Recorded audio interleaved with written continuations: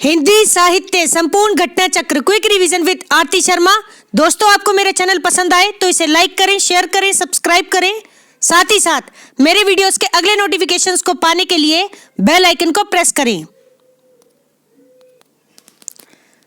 दोस्तों, हम कर रहे हैं हिंदी नेट जेआरएफ परीक्षा चयनित विषय आधारित प्रश्न जून 2009 से जुलाई 2018 तक के प्रश्न पत्र।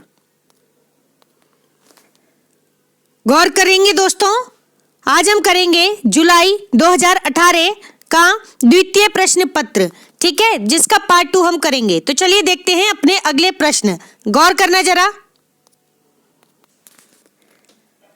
प्रश्न है, ध्यान दें, मीराबाई के पदों में मुख्य रूप से क्या क्या मिलता है, ठीक है। तो ध्यान दें, अपूर्व भाव विह्वलता, ठीक, आत्मसमर्पण एवं भगवद विरह की पीड़ा की उत्कट अभिव्यक्ति। तो ध्यान से सुने, मीराबाई के पदों में महत्वपूर्ण बातें हैं, जरा गौर से सुने, यानी इनके पदों की विशेषताएं हैं। तो गौर करें, अपूर्व भाव विह्वलता, आत्मसमर्पण एवं भगवद विरह की पीड़ा की उत्कट अभिव्यक्ति, यह सभी मीराबाई के पदों में मुख्य रूप से मिलते हैं, ठीक है, ध्यान रखेंगे। अगला प्रश्न है, खड़ी बोली शब्द का प्रयोग किस अर्थ में होता है, ऐसे है प्रश्न, ठीक है। आधे अधूरे प्रश्न दिए हुए हैं दोस्तों, तो जरा ध्यान से सुनेंगे। खड़ी बोली शब्द का प्रयोग किस अर्थ में होता है, तो जरा ध्यान दें, साहित्यिक हिंदी के अर्थ में होता है। किस अर्थ में? साहित्यिक हिंदी के अर्थ में खड़ी बोली शब्द का प्रयोग होता है। दिल्ली मेरठ के आसपास की लोक बोली के अर्थ में होता है तथा खड़ी बोली का उद्भव शौरसेनी अपभ्रंश के उत्तरी रूप से हुआ है, ठीक। अब एक बार फिर से सुने, गौर करें दोस्तों। खड़ी बोली शब्द का प्रयोग साहित्यिक हिंदी के अर्थ में होता है, दिल्ली मेरठ के आसपास की लोक बोली के अर्थ में होता है तथा खड़ी बोली का उद्भव शौरसेनी अपभ्रंश के उत्तरी रूप से हुआ है, ठीक है। जिस तरह से 4 दिशाएं होती हैं, कौन कौन सी? उत्तर, दक्षिण, पूरब, पश्चिम, ठीक। तो इसी तरह से शौरसेनी अपभ्रंश, ठीक, तो शौरसेनी अपभ्रंश की एक दिशा, यानी कि ऐसे याद रखें, उत्तरी रूप, ठीक, शौरसेनी अपभ्रंश के उत्तरी रूप से हुआ है क्या? खड़ी बोली का उद्भव, खड़ी बोली का उद्भव, ध्यान रखेंगे दोस्तों, ठीक। देखते हैं अगला प्रश्न, गौर करना जरा। रामधारी सिंह दिनकर का संबंध किससे है? तो जरा ध्यान दें, काम आध्यात्म की समस्या से। किससे? काम आध्यात्म की समस्या से। पौराणिक प्रसंग में भारत चीन युद्ध का युगीन संदर्भ एवं युद्ध दर्शन, ठीक है। तो रामधारी सिंह दिनकर जी का संबंध है काम आध्यात्म की समस्या से, पौराणिक प्रसंग में भारत चीन युद्ध का युगीन संदर्भ एवं युद्ध दर्शन से, ठीक है। तो ध्यान रखेंगे, रामधारी सिंह दिनकर जी का संबंध है। अगला प्रश्न है, गौर करें, सच्चिदानंद हीरानंद वात्स्यायन अज्ञेय, सच्चिदानंद हीरानंद वात्स्यायन अज्ञेय, इससे किसका संबंध है? तो जरा ध्यान दे दोस्तों, आत्मचेतस बावरा अहेरी एवं जापानी लोक कथा के रचनात्मक उपयोग का, ठीक है। आत्मचेतस बावरा अहेरी एवं जापानी लोक कथा के रचनात्मक उपयोग का सच्चिदानंद हीरानंद वात्स्यायन अज्ञेय से संबंध है, ठीक। देखते हैं अगला प्रश्न। अगला प्रश्न है, ध्यान दें, लहना सिंह, पंडित बुद्धिराम, अमीना एवं सुनंदा, इनमें से प्रेमचंद्र की कहानियों के पात्र कौन से हैं, ठीक है। तो ध्यान दें, पंडित बुद्धिराम एवं अमीना, पंडित बुद्धिराम एवं अमीना, ये सभी क्या हैं? प्रेमचंद की कहानियों के पात्र हैं। और जो अमीना है दोस्तों, वह पात्र है किसकी? तो ध्यान रखें, प्रेमचंद की बहुचर्चित कहानी है ईदगाह। कौन सी? ईदगाह, ठीक है, जिसमें 2 पात्र हैं मुख्य रूप से, मतलब मुख्यतः दो पात्र ज्यादा महत्वपूर्ण है। कौन? अमीना और हामिद। ठीक है, अमीना दादी है और हामिद पोता है। ठीक है, ये बात ध्यान रखेंगे। तो अभी हम जो बात कर रहे हैं प्रश्न के अनुसार, पंडित बुद्धिराम और अमीना, ये दो पात्र हैं प्रेमचंद की कहानियों के। ठीक है दोस्तों, अगर आपको पता हो तो बताएं कमेंट बॉक्स में। लहना सिंह और सुनंदा, ये किसकी कहानियों के पात्र हैं? ठीक है, अगर पता हो तो जरूर बताएं। ठीक, ध्यान रखें। देखते हैं अगला प्रश्न क्या है, गौर करना जरा। कृष्णचंद्र, सोफिया, हरिप्रसन्न एवं गजाधर, इनमें से प्रेमचंद के उपन्यासों के पात्र कौन हैं? ध्यान देना जरा। कृष्णचंद्र, सोफिया, हरिप्रसन्न एवं गजाधर, इनमें से प्रेमचंद के उपन्यासों के पात्र कौन से हैं? तो ध्यान दें, कृष्णचंद्र पात्र हैं प्रेमचंद के सेवा सदन उपन्यास के। किसके? सेवा सदन उपन्यास के। ठीक है, और सेवा सदन उपन्यास का उर्दू में क्या नाम है दोस्तों? बाजारे हुस्न। ठीक है, तो ध्यान रखें दोस्तों। देखते हैं अगली पात्र कौन? सोफिया पात्र है किसकी? प्रेमचंद के उपन्यास रंगभूमि की। प्रेमचंद के उपन्यास रंगभूमि की पात्र हैं सोफिया। ठीक, ध्यान रखेंगे। इसके बाद है दोस्तों गजाधर। कौन? गजाधर, ये किसके पात्र हैं? तो प्रेमचंद का उपन्यास है सेवा सदन, जिसके बारे में अभी हमने पढ़ा, तो उसके पात्र हैं गजाधर। ठीक, गजाधर बाबू। तो ये दो पात्र हो गए सेवा सदन के। कौन कौन?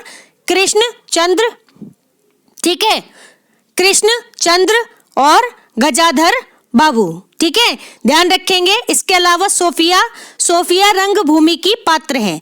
किसके उपन्यास है रंगभूमि और सेवा सदन? तो ये भी याद रखें, ये प्रेमचंद जी के उपन्यास हैं। प्रेमचंद, ठीक है, कहानी सम्राट जिन्हें कहा जाता है, आप जानते हैं अच्छे से। ठीक, अब जरा ध्यान दें, यहाँ पर अन्य पात्र हैं हरिप्रसन्न और कौन? गजाधर के बारे में हमने चर्चा कर ली। तो हरिप्रसन्न एक पात्र और हैं, हरिप्रसन्न। अगर आपको पता हो तो कमेंट बॉक्स में बताएं, ये मैंने पिछले प्रश्न पत्रों में करवा रखे हैं। ठीक है, और अगर नहीं पता तो दोस्तों आप मेरी रामबाण संकलन की प्लेलिस्ट देखें, उसमें उपन्यास और कहानी के जो वीडियोस हैं उसमें मैंने पात्रों के भी वीडियो बनाए हुए हैं, तो आप उन वीडियो को देख सकते हैं। ठीक है, और बाकी एक बात कहना चाहूंगी, जिन भी स्टूडेंट्स को मेरा चैनल नहीं मिलता है तो दोस्तों आप लोग सर्च करें हिंदी साहित्यविद आरती शर्मा, आपको मेरा चैनल मिल जाएगा। दोस्तों सभी प्लेलिस्ट को देखें, ठीक है, और अपनी सुविधा के अनुसार पढ़ाई करें। तो चलिए देखते हैं अगला प्रश्न क्या है, गौर करना जरा। आलोक पर्व, माटी हो गई सोना, विचार और वितर्क एवं कुछ उथले कुछ गहरे, इनमें से हजारी प्रसाद द्विवेदी जी द्वारा रचित निबंध संग्रह कौन सा है? तो ध्यान दें, आलोक पर्व एवं विचार और वितर्क, ये क्या है? तो ध्यान रखेंगे दोस्तों, ये सभी आचार्य हजारी प्रसाद द्विवेदी जी के निबंध संग्रह हैं। ठीक, इसके अलावा एक निबंध संग्रह जो मैंने पिछले वीडियो में कराया था, गलत बता दिया था, वाद विवाद संवाद, मैंने बताया था कि ये हजारी प्रसाद द्विवेदी जी का है। तो दोस्तों ये हजारी प्रसाद द्विवेदी जी का नहीं बल्कि रामविलास शर्मा जी का निबंध संग्रह है। ठीक है, वाद विवाद संवाद, ध्यान रखेंगे। बाकी ध्यान दें, राम वृक्ष बेनीपुरी जी का निबंध संग्रह है माटी हो गई सोना। क्या? माटी हो गई सोना। ठीक, इसके अलावा विष्णु प्रभाकर जी, ठीक है, विष्णु प्रभाकर जी का निबंध संग्रह है, एक बार इसको फिर भी चेक कर लेना आप। ठीक, कुछ उथले कुछ गहरे, क्या है? कुछ उथले कुछ गहरे, तो देख लेना आप एक बार इनके राइटर। ठीक, बाकी यहाँ ध्यान दें, प्रश्न के अनुसार आलोक पर्व और विचार और वितर्क, ये किसके हैं निबंध संग्रह? तो ध्यान रखेंगे आचार्य हजारी प्रसाद द्विवेदी जी के। ठीक, देखते हैं अगला प्रश्न, गौर करेंगे। अगला प्रश्न है, ध्यान दें, अपने अपने पिंजरे मुड़ मुड़ कर देखता हूँ, मेरी पत्नी और भेड़िया एवं गर्दिश के दिन, इनमें से दलित आत्मकथाएं कौन सी हैं? तो यहाँ बात हो रही है दोस्तों दलित आत्मकथाओं की। ठीक है, तो जरा गौर करें, अपने अपने पिंजरे एवं मेरी पत्नी और भेड़िया, मेरी पत्नी और भेड़िया, ये आत्मकथाएं कौन सी हैं? तो दलित आत्मकथाएं हैं। ठीक है, अपने अपने पिंजरे किसकी है? ये किसकी है? तो मोहनदास नेमिशराय की, मोहनदास नेमिशराय जी की या नैमिषारण्य जी। ठीक है, नैमिषारण्य, तो इनकी आत्मकथा है अपने अपने पिंजरे। ठीक, इसके अलावा एक आत्मकथा और है मेरी पत्नी और भेड़िया, तो इसके राइटर आप मेरी दलित आत्मकथाओं में देख सकते हैं। ठीक है, बाकी यहाँ पर है मुड़ मुड़ कर देखता हूँ, मुड़ मुड़ कर देखता हूँ। इसके अलावा एक और आत्मकथा है गर्दिश के दिन। दोस्तों मेरी एक प्लेलिस्ट है महत्वपूर्ण रचनाकार एवं रचनाएं। ठीक है, तो आप उस प्लेलिस्ट को देख लें, उसमें आपको ये आत्मकथाएं मिल जाएंगी। ठीक, इसके अलावा रामबाण संकलन की प्लेलिस्ट भी देख सकते हैं, उसमें आपको क्रम से सारी आत्मकथाएं, जीवनी सभी मिल जाएंगी और उनके राइटर भी। ठीक है, तो ध्यान दें दोस्तों, तो हमने पढ़ा कि अपने अपने पिंजरे, मेरी पत्नी और भेड़िया, ये क्या है? दलित आत्म कथाएं हैं। ठीक, इसके अलावा अगला प्रश्न है, जरा ध्यान दें, मादाम बावेरी, मादाम बावेरी। ठीक, इसके बाद है जॉन लॉक, जॉन लॉक। ठीक है, अच्छा ये मादाम बावेरी सही नाम क्या होगा? मैडम बावेरी, कुछ ऐसा होगा। ठीक है, हिंदी वालों ने अलग अलग सब अपने तरीके से लिखते हैं। ठीक है, तो कुछ की कुछ स्पेलिंग भी हो जाती है, तो हो सकता है कि यही रचना है, तो उनका लिखने का तरीका जो है वो अलग रहा हो। ठीक, तो आप याद रखें इसको, मादाम बावेरी, फिर है जॉन लॉक, फिर है सैमुअल पी हटिंगटन, हेस्टिंगटन होगा ये। ठीक है, जहां तक है फिर भी पढ़ लो आप, सैमुअल पी हटिंगटन। फिर है क्लॉड लेवी स्ट्रॉस, क्या है? Claude Levi Strauss. ठीक, इनमें से यथार्थवाद से संबद्ध रचना कौन सी है? तो ये है प्रश्न। तो ध्यान दे दोस्तों, मादाम बावेरी एवं जॉन लॉक, मादाम बावेरी एवं जॉन लॉक, ये क्या है? ये यथार्थवाद से संबंधित रचना है। ठीक है, यथार्थवाद से संबंधित रचना है मादाम बावेरी एवं जॉन लॉक। ठीक है, याद रखेंगे, अच्छा प्रश्न है।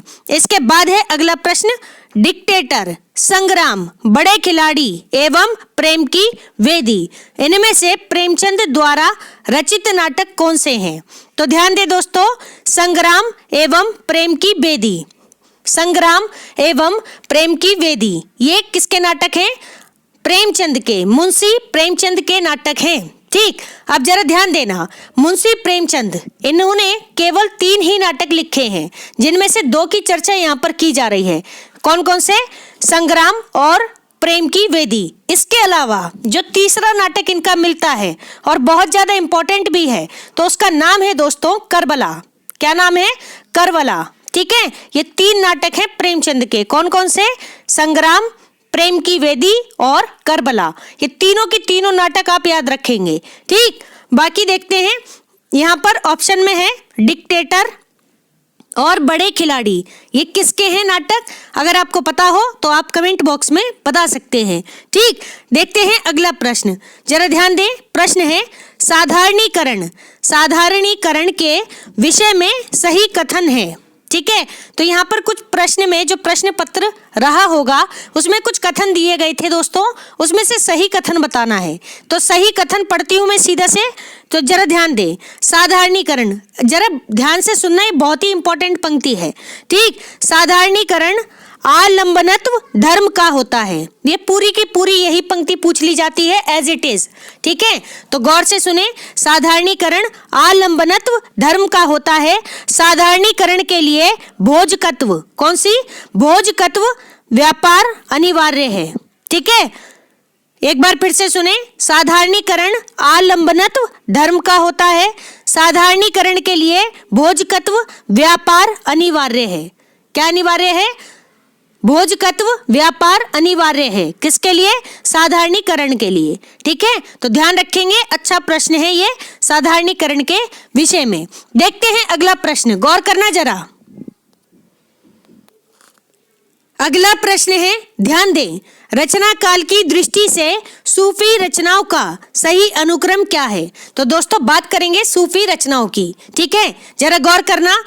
सबसे पहले, अच्छा, सूफी रचनाएं जो रहेंगी, ठीक है, तो वे प्रेम आख्यानक रचनाएं भी रहेंगी। ठीक है, अब जरा ध्यान देना दोस्तों, जितने भी सूफी कवि हुए हैं, ठीक है, वे सभी ज्यादातर क्या हैं? मुसलमान कवि हैं। ठीक है, उनके नाम से ही पता चल जाएगा कि ये मोमडन है, यानी मुस्लिम है। ठीक, तो कभी भी अगर आपको थोड़ा सा भी डाउट हो, कोई सूफी प्रेम आख्यानक काव्य पूछ लिया जाए या सूफी रचना पूछी जाए, तो थोड़ा सा आप सोचने की कोशिश करना कि कहीं वह कोई मुस्लिम कवि तो नहीं है। ठीक है, मुस्लिम नाम तो नहीं है, तो चांसेस ज्यादा रहते हैं सही होने के।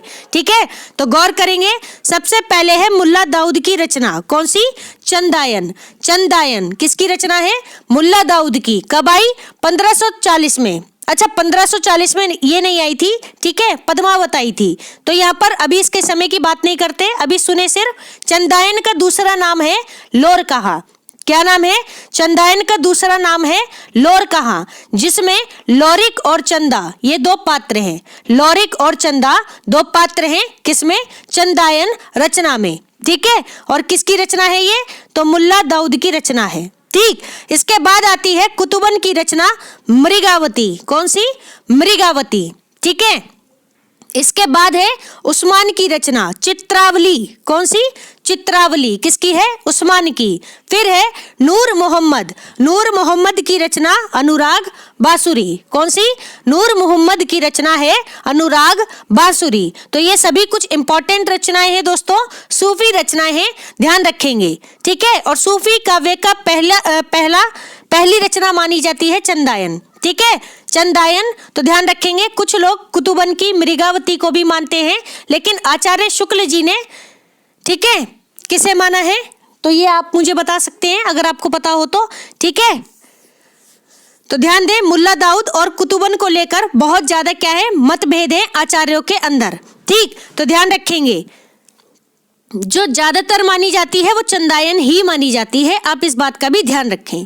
ठीक है, तो ध्यान देंगे दोस्तों, अगर आपको रीति काल के अच्छे प्रश्न चाहिए, अच्छे लेवल के वन लाइनर फॉर्म में चाहिए, तो आप मेरी वन लाइनर क्वेश्चंस की प्लेलिस्ट देख लें दोस्तों।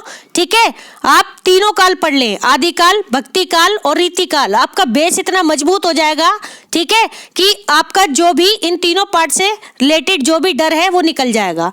ठीक है, मैंने बहुत ही ज्यादा डीप लेवल पे जाकर स्टडी की है दोस्तों, आप एक बार उसको देखना जरूर। ठीक है, आपको कुछ अलग और कुछ नया कंटेंट जरूर मिलेगा। ठीक, तो ध्यान दे दोस्तों, बहुत ही एक एक प्रश्न मैंने ऐसा ढूंढ ढूंढ कर निकाले हैं उन वीडियोस को तैयार करने के लिए, तो आप थोड़ा देख लेना। क्वालिटी थोड़ी सी वीडियोस की थोड़ी लो हो सकती है, क्रॉप वगैरह की। ठीक है, अदरवाइज कंटेंट आपको अच्छा मिलेगा।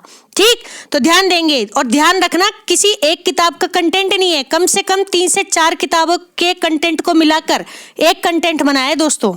ठीक, तो मेरी सलाह है कि समय निकालकर उन वीडियोस को जरूर देख लेना, एक भी क्वेश्चन उससे बाहर नहीं आएगा। ठीक, देखते हैं अगला प्रश्न, गौर करना जरा, क्या है? जन्म काल। जन्म काल के आधार पर संत कवियों का सही अनुक्रम क्या है? तो जरा ध्यान दें, जन्म काल के आधार पर संत कवियों का सही अनुक्रम है गुरु नानक। सबसे पहले कौन? गुरु नानक। इनका समय क्या है? 1469 ईस्वी। 1469 ईस्वी। इसके बाद आते हैं दादू। दादू यानी दादू दयाल। दादू दयाल, ठीक है, इनका समय है 1544 ईस्वी। 1544 ईस्वी। फिर है दोस्तों मलूक दास। मलूक दास का समय है 1574 ईस्वी। 1574 ईस्वी। फिर आते हैं सुंदर दास। कौन? सुंदर दास। इनका समय है 1596 ईस्वी। 1596 ईस्वी। अब जरा एक बार फिर से सुनेंगे, सारे सारी रचनाओं के समय को। तो सबसे पहले हैं जन्मकाल के आधार पर, अच्छा रचनाएं नहीं है, संत कवि हैं, गौर करना जरा। सबसे पहले हैं गुरु नानक, इनका समय है 1469 ईस्वी। फिर है दादू, दादू का समय है 1544 ईस्वी। फिर है मलूकदास, इनका समय है 1574 ईस्वी। फिर है सुंदरदास, इनका समय है 1596 ईस्वी। ठीक है, तो ध्यान रखेंगे दोस्तों। अगला प्रश्न है, जरा ध्यान दे दोस्तों, गौर करना। जन्म काल के आधार पर रीति ग्रंथकारों का सही अनुक्रम क्या है? तो रीति ग्रंथकारों का सही अनुक्रम है, सबसे पहले है भूषण, फिर है जसवंत सिंह जी, फिर है देव, फिर है सुरती मिश्र। ठीक है, तो सबसे पहले कौन? भूषण, भूषण का नाम क्या था वास्तविक? घनश्याम। ठीक, फिर है जसवंत सिंह। ठीक, इसके बाद है देव, फिर है सुरती मिश्र। ठीक है, ध्यान रखेंगे। जसवंत सिंह की एक रचना है बहुत ही इंपॉर्टेंट, भाषा भूषण, भाषा भूषण, ध्यान रखेंगे। बाकी भूषण की रचना है कौन सी? छत्रसाल दशक। ठीक है, और शिवाजी महाराज पर भी इन्होंने लिखी है, तो आप देख लेंगे। ठीक, छत्रसाल दशक और शिवा बावनी, शिवा बावनी, ये इनकी रचनाएं हैं, किसकी? भूषण की, ध्यान रखना। ठीक, देखते हैं अगला प्रश्न। जन्म काल के अनुसार कवियों का सही अनुक्रम क्या है? तो सबसे पहले कवि हैं श्रीधर पाठक।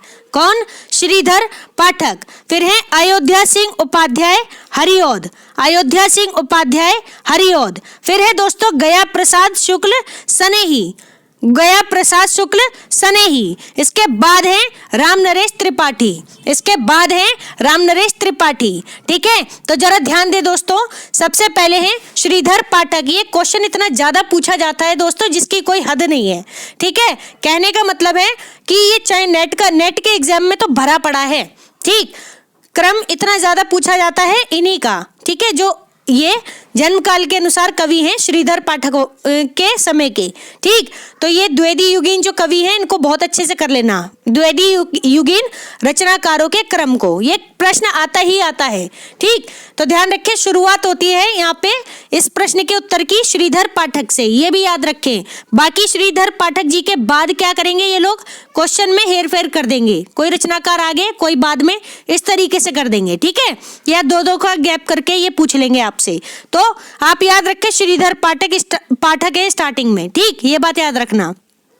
तो जरा गौर करें, श्रीधर पाठक, फिर है अयोध्या सिंह उपाध्याय हरिऔध जी, फिर है गया प्रसाद शुक्ल सनेही, गया प्रसाद शुक्ल सनेही, फिर है राम नरेश त्रिपाठी जी। ठीक है, ये सभी कौन है?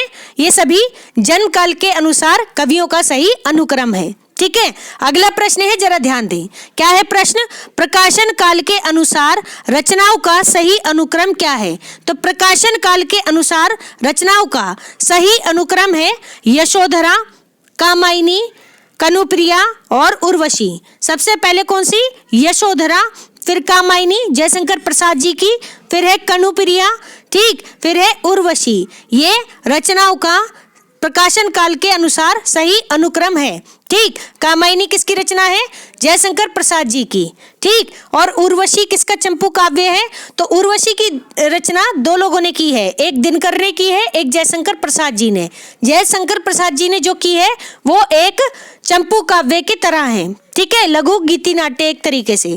ठीक, उर्वशी 1909 में आया था, ध्यान रखें। जयशंकर की प्रसाद की जो रचना है उर्वशी वो 1909 में आई थी, ये बात याद रखें। ठीक, तो ध्यान रखेंगे दोस्तों, सबसे पहले यशोधरा, फिर कामायनी, फिर कनुप्रिया, फिर है उर्वशी। ठीक है, देखते हैं अगला प्रश्न, जरा ध्यान दें। सबसे पहले है प्रकाशन काल की दृष्टि से हरिवंश राय बच्चन जी की रचनाओं का सही अनुक्रम क्या है? तो ध्यान दें, हरिवंश राय बच्चन जी किसके पिताजी थे? अमिताभ बच्चन जी के। इनकी बहुत ही चर्चित कविता है दोस्तों, लहरों से डरकर नौका पार नहीं होती, कोशिश करने वालों की कभी हार नहीं होती। ठीक है, समय मिले तो जरूर पढ़ना इसको। ठीक, तो ध्यान रखेंगे। और एक पंक्ति और है बहुत, और मेरी फेवरेट पंक्तियों में से है इनकी पंक्तियां। कौन सी?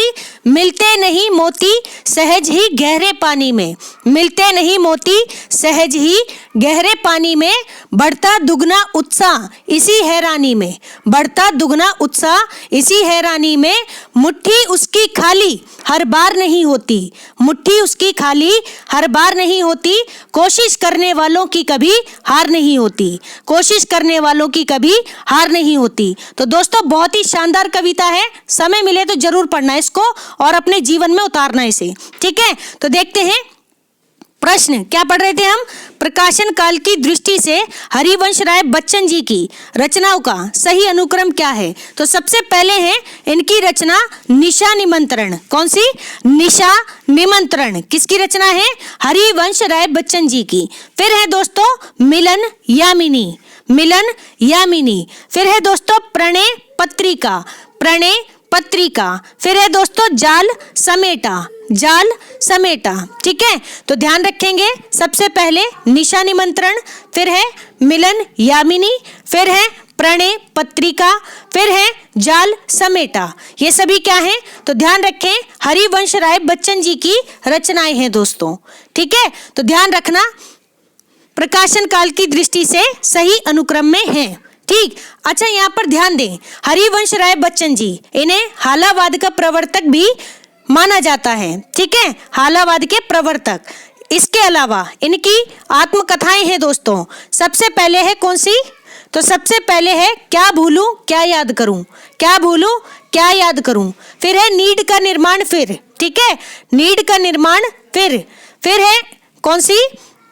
10 द्वार से सोपान तक, 10 द्वार से सोपान तक। इसके बाद है बसेरे से दूर, बसेरे से दूर। तो ये 4 इनकी आत्मकथाएं हैं दोस्तों। क्रम में लगाने के लिए सबसे ज्यादा पूछी जाती हैं, क्रम वाले क्वेश्चन में पूछी जाती हैं। तो आप चारों की चारों याद रखेंगे, ठीक है, चारों की चारों आत्मकथाएं याद रखेंगे। और ध्यान रहे दोस्तों, ध्यान रखना कि इनका जो समय है, आप एक बार समय देख लें, ठीक है, आगे पीछे हो सकती हैं रचनाएं, ठीक। तो ध्यान रखेंगे। देखते हैं अगला प्रश्न, ये वाली आत्मकथा तो जरूर कर लेना, मेरी सलाह से कर लेना, ठीक। देखते हैं अगला प्रश्न। अगला प्रश्न है, जरा गौर करें, क्या है? प्रकाशन वर्ष के अनुसार कविताओं का सही अनुक्रम क्या है? तो सबसे पहले जयशंकर प्रसाद की कविता है प्रलय की छाया, प्रलय की छाया। फिर है दोस्तों हरिवंश राय बच्चन जी की कविता मधुशाला, मधुबाला, मधुबाला। इसके अलावा मधुशाला भी उनकी रचना है, ठीक। फिर है अज्ञे की कविता, जो कि एक लंबी कविता है। कौन सी? असाध्य वीणा, असाध्य वीणा, जिसके पात्र हैं कौन? केशकंबली, कौन? केशकंबली, ठीक है, याद रखेंगे असाध्य वीणा के पात्र हैं और अज्ञे की कविता है ये। फिर है दोस्तों पटकथा। कौन सी? पटकथा, ये भी एक कविता है। क्या है? कविता है। तो जरा ध्यान रखिए क्रम प्रकाशन वर्ष के अनुसार। सबसे पहले प्रलय की छाया, फिर है मधुबाला। कौन सी? मधुबाला। फिर है असाध्य वीणा, असाध्य वीणा। फिर है पटकथा, ठीक है। अब जरा ध्यान दें, अगला प्रश्न है, क्या है? प्रकाशन वर्ष के अनुसार उपन्यासों का सही अनुक्रम क्या है? जरा ध्यान दें, प्रकाशन वर्ष के अनुसार उपन्यासों का सही अनुक्रम क्या है? तो ध्यान दें, सबसे पहले है यशपाल जी का उपन्यास दिव्या। कौन सा? यशपाल का उपन्यास है दिव्या। फिर है दोस्तों जहाज का पंछी। कौन सा? जहाज का पंछी। किसका है ये जहाज का पंछी? उषा प्रियमवदा का, ठीक है, उषा प्रियमवदा का उपन्यास है जहाज का पंछी, ठीक है, देख लेना एक बार फिर भी, जहां तक ये उषा प्रियमवदा ही है। और दूसरा इनका उपन्यास है जिप्सी, ठीक है, ये भी याद रखें। फिर है अच्छा उषा प्रियमवदा का एक उपन्यास और है 55 खंबे लाल दीवारें, 55 खंबे लाल दीवारें, तो आप ये भी याद रखें, ठीक। इसके अलावा है अमृत और विष, अमृत और विष। फिर है पहला पड़ाव, पहला पड़ाव। तो जरा ध्यान दें, सबसे पहले है उपन्यास दिव्या, फिर है उपन्यास जहाज का पंछी, फिर है अमृत और विष, फिर है पहला पड़ाव। ये सभी क्या है? प्रकाशन वर्ष के अनुसार उपन्यासों का सही अनुक्रम है, ठीक है। अगला प्रश्न है, जरा ध्यान दें, प्रकाशन वर्ष के अनुसार कहानियों का सही अनुक्रम क्या है? तो दोस्तों कहानियों का सही अनुक्रम पूछा जा रहा है, गौर करना जरा। सबसे पहले है माधवराव सप्रे की कहानी एक टोकरी भर मिट्टी। एक टोकरी भर मिट्टी किसकी कहानी है? माधवराव सप्रे की। ठीक, फिर है दोस्तों चंद्रधर शर्मा गुलेरी जी की कहानी, बहुचर्चित कहानी है, ध्यान रखेंगे। उसने कहा था, क्या है कहानी? उसने कहा था। ठीक, ध्यान रखें। फिर है कहानी राजा निर्बंसिया, कौन सी? राजा निर्बंसिया। ठीक, राजा निर्बंसिया किसकी कहानी है? बताएंगे कमेंट बॉक्स में। ठीक, फिर है परिंदे। परिंदे किसकी है? निर्मल वर्मा की। निर्मल वर्मा की कहानी है परिंदे, बहुत ही चर्चित है। ठीक, तो इस तरह हमने देखी कहानी। सबसे पहले एक टोकरी भर मिट्टी, फिर है उसने कहा था, फिर है राजा निर्बंसिया। ठीक है, कमलेश्वर की कहानी है राजा निर्बंसिया। फिर है दोस्तों परिंदे, कौन सी? परिंदे किसकी है? निर्मल वर्मा की कहानी है परिंदे, याद रखेंगे। और दोस्तों इनका समय जरूर याद रखें। अगर आपके पास अपनी किताबें हैं तो किताबों से देखें, अदरवाइज आप मेरी रामबाण संकलन की जो प्लेलिस्ट है आप उसमें जाएं और कहानी के विषय को क्रम से पढ़ें। ठीक है, समय के साथ में ही मैंने सारी रचनाएं और रचनाकार लिखे हैं, समय काल बताया हुआ है। ठीक है, तो देख लेंगे। ये कुछ इंपॉर्टेंट कहानियां हैं, प्रारंभिक कहानियां हैं, मौलिक कहानियां भी हैं। ठीक है, तो ये बात ध्यान रखेंगे। और इनमें से हिंदी की पहली मौलिक कहानी कौन सी मानी जाए, इस बात को लेकर भी इन कहानियों पर आचार्यों में काफी ज्यादा बहस हुई है, तो आप इस बात को भी ध्यान रखेंगे। ठीक, आप मेरे रामबाण संकलन वाले वीडियो जरूर देख लेना, उसमें सारी बातें मैंने क्लियर कर रखी हैं। ठीक है, तो देखते हैं अगला प्रश्न है प्रकाशन वर्ष। प्रकाशन वर्ष के अनुसार निबंध संग्रहों का सही अनुक्रम क्या है? तो जरा ध्यान दें। सबसे पहले है निबंध संग्रह श्रृंखला की कड़ियां, कौन सी? श्रृंखला की कड़ियां किसका है? महादेवी वर्मा का। महादेवी वर्मा का निबंध संग्रह है श्रृंखला की कड़ियां। इसके बाद है हजारी प्रसाद द्विवेदी जी। हजारी प्रसाद द्विवेदी जी का निबंध संग्रह है अशोक के फूल, कौन सा? अशोक के फूल। ठीक है, ध्यान रखेंगे। फिर है आस्था और सौंदर्य। आस्था और सौंदर्य किसका है? रामविलास शर्मा का। रामविलास शर्मा का निबंध संग्रह है आस्था और सौंदर्य। फिर है दोस्तों कला का जोखिम, कौन सा? कला का जोखिम। तो ध्यान रखेंगे, ये कुछ निबंध संग्रह हैं, जरा गौर करें, एक बार फिर से सुनेंगे। सबसे पहले है श्रृंखला की कड़ियां, फिर है अशोक के फूल, फिर है आस्था और सौंदर्य, फिर है कला का जोखिम। ठीक है, कला का जोखिम किसका है? ये आपको पता हो तो कमेंट बॉक्स में बताएं, अदरवाइज मेरी महत्वपूर्ण रचनाएं एवं रचनाकार वाली प्लेलिस्ट देख लें। 15-15 सेकंड की वीडियोस हैं दोस्तों, उसमें आप ज्यादा से ज्यादा रचनाओं को देख पाएंगे। ठीक है, 15 सेकंड की है, वक्त निकाल करके आप 10 मिनट में सारी वीडियोस देख सकते हैं। ठीक, तो कहीं ना कहीं वह नेट के परीक्षा में या फिर जितने भी सरकारी एग्जाम हुए हैं उनमें कहीं ना कहीं वे रचनाएं पूछी गई हैं, तो आप एक बार उन्हें जरूर देख लेना। ठीक, तो ध्यान रखें, ये क्या है? प्रकाशन वर्ष के अनुसार निबंध संग्रहों का सही अनुक्रम है। ठीक है, तो दोस्तों हमारा आज का ये वीडियो यही समाप्त होता है। Thanks for watching. अगर आपको मेरे वीडियोस पसंद आ रहे हैं तो इन्हें लाइक करें, शेयर करें, मेरे चैनल को सब्सक्राइब करें, साथ ही साथ मेरे वीडियोस के अगले नोटिफिकेशंस को पाने के लिए बेल आइकन को प्रेस करें। धन्यवाद दोस्तों।